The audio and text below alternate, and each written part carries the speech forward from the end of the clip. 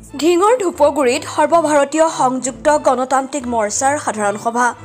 সৰ্বভাৰতীয় সংযুক্ত গণতান্ত্ৰিক মৰ্চা চমুকৈ AIUDFৰ নগাঁও জিলা মহিলা মৰ্চা আৰু ছাত্ৰ মৰ্চা কমিটি গঠনাৰ্থে আজি ঢিঙৰ ধূপগুৰি মডাৰ্ণ ছিনিয়ৰ ছেকেণ্ডেৰী স্কুলত এখন সাধাৰণ সভা অনুষ্ঠিত হৈ যায়।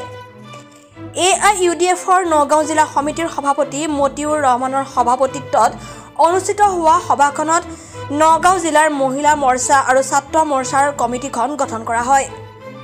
সভাখনত ঢিং সমষ্টিৰ বিধায়ক আমিনুল ইছলাম, মহিলা মৰ্চাৰ কেন্দ্ৰীয় সমিতিৰ সভানেত্ৰী হাছিনা আহমেদ আৰু ছাত্ৰ মৰ্চাৰ কেন্দ্ৰীয় সমিতিৰ সভাপতি অধিবক্তা শ্বৰীফ মহম্মদ জিন্নাই উপস্থিত থাকি দলৰ সাংগঠনিক দিশৰ ওপৰত গুৰুত্বপূৰ্ণ ভাষণ দিয়াৰ লগতে আগন্তুক পঞ্চায়ত নিৰ্বাচনৰ বাবে সকলো কৰ্মীক সাজু হ'বলৈ আহ্বান জনায়। তাক আজি আমি কেন্দ্ৰীয় মহিলা মৰ্চাৰ ফালৰ পৰা ইয়াত আহিছো নগাঁও জিলা মহিলা মৰ্চা গঠন কৰাৰ উদ্দেশ্যে আৰু সেই মৰ্মে বহুতৰ প্ৰস্তাৱ আহিছিলে সভানেত্ৰী আৰু সাধাৰণ সম্পাদিকাৰ কাৰণে, কিন্তু আমি আলোচনা মৰ্মে এটা সিদ্ধান্তত উপনীত হৈছো আৰু ইতিমধ্যে আমি দীপিকা বৰুৱা শইকীয়া ডাঙৰীয়ানীক আমি সভানেত্ৰী আৰু অধিবক্তা হেলেনা বেগম ডাঙৰীয়ানীক আমি সাধাৰণ সম্পাদিকা প্ৰশাসনিক হিচাপে আমি ঘোষণা কৰিছো আৰু পৰৱৰ্তী এটা পূৰ্ণাংগ কমিটি গঠন কৰা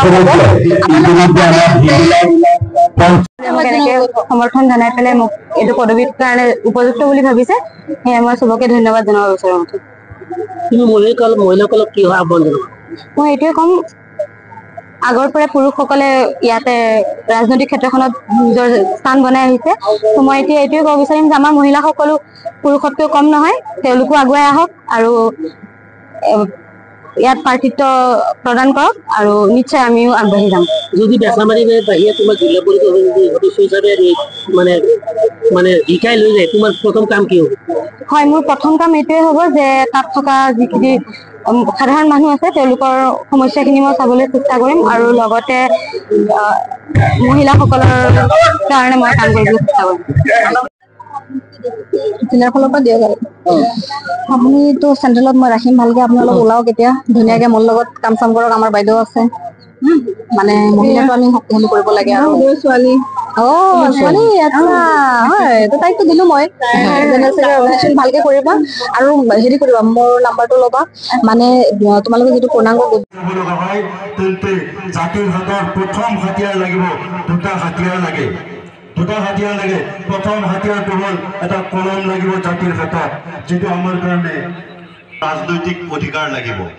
আৰু এই কলম যদি আমি আমাৰ জাতিৰ হাতত তুলি দিব বিচাৰোঁ, তেন্তে প্ৰথম যিটো ষ্টেপ হ'ব, সেই ষ্টেপটো প্ৰথম যিটো কাম হ'ব আমাৰ আই মাতৃসকলে ল'ব লাগিব।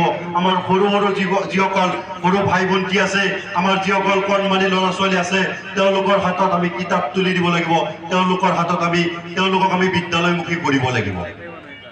সেই নেতৃত্বৰ যেতিয়া আপোনালোকে সেই ল'ৰা ছোৱালীখিনি যেতিয়া বিদ্যালয়লৈ যাব, শৈক্ষিকভাৱে তেওঁলোকে আগুৱাই যাব, তেতিয়া তেওঁলোকে চিন্তা কৰিব যে জাতিৰ কথা তেওঁলোকে চিন্তা কৰিব পাৰিব।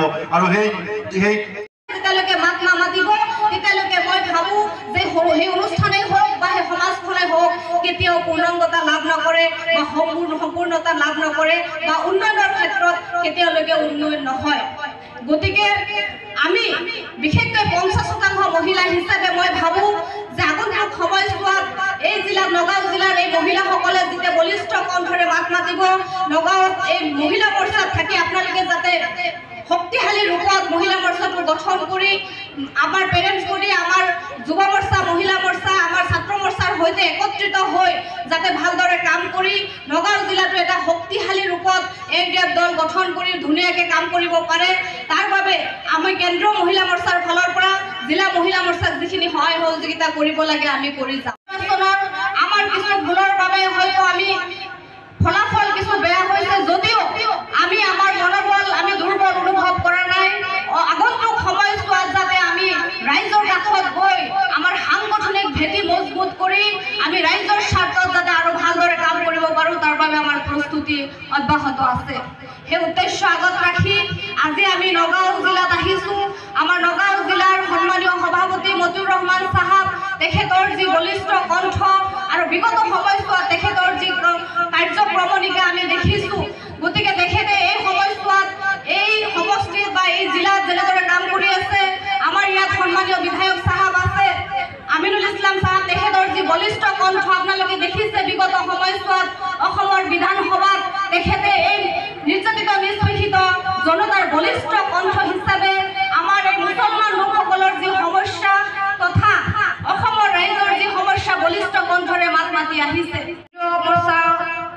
তথা কেন্দ্ৰীয় মহিলা মৰ্চা আৰু কেন্দ্ৰীয় ছাত্ৰ মৰ্চাৰ ফালৰ পৰা ইয়াত আহি আপোনালোকৰ কাষত উপস্থিত হৈছোঁ।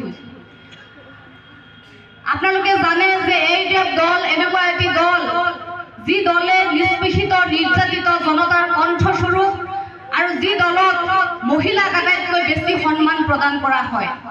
আমাৰ কাৰণে গৌৰৱৰ বিষয় যে আমি এনেকুৱা এগৰাকী নেতাৰ নেতৃত্বত আজি ৰাজনৈতিক পথাৰত কাম কৰি আছোঁ, যিগৰাকী ব্যক্তি অসমৰে নেতা নহয়, সমগ্ৰ ভাৰতবৰ্ষৰ এগৰাকী নেতা। তেখেত নিৰ্যাতিত নিষ্পেষিত এই জনতাৰ এক বলিষ্ঠ কণ্ঠ আমাৰ নেতা হজৰত মৌলানা বদৰুদ্দিন আজমল আল কাছিমি সাহেব। তেখেতৰ কাৰণে এটা জোৰদাৰ হাততালি হ'ব লাগে, কাৰণ তেখেতৰ যি কণ্ঠ, মই ভাবোঁ যে এই নিৰ্যাতিত নিষ্পেষিত লোকৰ কাৰণে তেখেতৰ যি অৱদান এই বিগত সময়ছোৱাত এই দল জন্ম লাভ কৰিছে 2005 চনত, আৰু তাৰ পিছৰ পৰাই তেখেতে অসমৰ সামগ্ৰিক ৰাজনৈতিক ক্ষেত্ৰত, শৈক্ষিক ক্ষেত্ৰত, আৰ্থিক ক্ষেত্ৰত আৰু বৌদ্ধিক মহলত তেখেতৰ যি অৱদান, সেই অৱদান কোনেও নুই কৰিব নোৱাৰে। মই ভাবোঁ তথা ৰাইজসকল, UDF প্ৰেমী ৰাইজসকল আহিছে, তো সেইটো কাৰণে আমি আপোনালোকক অশেষ ধন্যবাদ জনাইছোঁ। আপোনালোকে জানে আমাৰ নেতা হজৰত মৌলানা বদৰুদ্দিন আজমল সাহেব তেখেত হাৰি যোৱাৰ পিছতো কেইদিনমান আগত ধুবুৰী লোকসভাৰ অন্তৰ্গত কেইখনমান সমষ্টিত 100ৰ ওপৰত ইৰিক্সা প্ৰদান কৰিলে। তেখেতে পদৰ আশাত ইলেকশ্যন খেলা নাছিলে, তেখেতে ৰাইজৰ সেৱাৰ অৰ্থে আহিছিলে, কাম কৰিবলৈ আহিছিলে। তেখেত আমাৰ নিৰ্যাতিত নিষ্পেষিত জনতাৰ নেতা, তেখেত লাঞ্ছিত বঞ্চিত জনতাৰ নেতা। তেখেতে ৰাইজৰ দুখত সদায় সহভাগী হয়। গতিকে শক্তিশালী ৰূপত কাম কৰি কেনে যদি আমাৰ UDFৰ অধিক সংখ্যক চিট ছাত্ৰ মৰ্চাৰ ফালৰ পৰা আহিছোঁ, গতিকে ছাত্ৰ মৰ্চাৰ ডিষ্ট্ৰিক্ট কমিটিখন যাতে আপোনালোকে শক্তিশালী ৰূপত বনাই দিয়ে, সেইটোৱে আশা ৰাখিছোঁ। এইখিনি কৈয়ে মই মোৰ চমু বক্তব্য সামৰিছোঁ। AUDF জিন্দাবাদ, মৌলানা বদৰুদ্দিন আজমল সাহেব জিন্দাবাদ। আমাৰ দলৰ নেতা হযৰত মৌলানা বদৰুদ্দিন আজমল সাহেব হাৰি যোৱাৰ পিছত আমাৰ সাংগঠনিক দিশত কিছু হলেও দুৰ্বল হৈছে বুলি আমি ভাবিছিলোঁ। সেই কাৰণে আমি সাংগঠনিক দিশত অধিক গুৰুত্ব, শক্তিশালী কমিটি বনাবৰ কাৰণে অধিক গুৰুত্ব প্ৰদান কৰিছোঁ। গতিকে মই আশা ৰাখিছোঁ আমাৰ নগাঁও জিলাৰ পেৰেণ্ট কমিটি, যুৱ মৰ্চা আৰু মহিলা মৰ্চাৰ লগতে ছাত্ৰ মৰ্চাৰ যিমান আমাৰ কৰ্মী আছে তেখেতসকলৰ পৰা মোৰ এটা আবদাৰ যে আপোনাৰ সভাখনত প্ৰায় সহস্ৰাধিক AIUDFৰ কৰ্মী আৰু সমৰ্থক উপস্থিত আছিল। নিউজ ডেস্ক ৰিপৰ্ট, অপৰূপা টিভি। প্ৰিয় দৰ্শক, আপোনাক অপৰূপা টিভিৰ তৰফৰ পৰা বিনম্ৰভাৱে অনুৰোধ কৰিছোঁ, এই চেনেলটো আপুনি ছাবস্ক্ৰাইব, শ্বেয়াৰ, ফলোইং, লাইক আৰু কমেণ্ট কৰি লগতে কাষতে থকা বেল আইকনটো ক্লিক কৰি আমাক আপুনি সহায় কৰে যেন।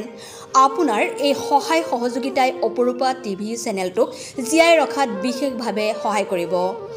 যদি আপুনি অপৰূপা টিভি চেনেলটোক ফেচবুক, ইউটিউব বা ইনষ্টাগ্ৰামত সদায় চাব বিচাৰে, তেন্তে আপুনি এতিয়াই চেনেলটো ফলোইং, ছাবস্ক্ৰাইব আৰু লাইক কৰি ওচৰতে থকা বেল আইকনটো বজাই দিয়ক আৰু অপৰূপা টিভিক সদায় উপভোগ কৰক। আপোনালোকৰ মৰম আৰু আশীৰ্বাদে অপৰূপা টিভিক আগুৱাই যোৱাত যথেষ্ট সহায় কৰিব। আমি সদায় প্ৰতিশ্ৰুতিবদ্ধ, ৰাইজৰ পক্ষত থাকি ৰাইজৰ হকে আৰু সমাজৰ উন্নতিৰ হকে কাম কৰি যাম। বিশেষ জানিব লগা থাকিলে প্ৰিন্স কাশ্যপ, পৰিচালন সঞ্চালক তথা মুখ্য সম্পাদক অপৰূপা টিভি, মোবাইল নাম্বাৰ 8135819868 নম্বৰত যোগাযোগ কৰিব পাৰিব। ধন্যবাদ।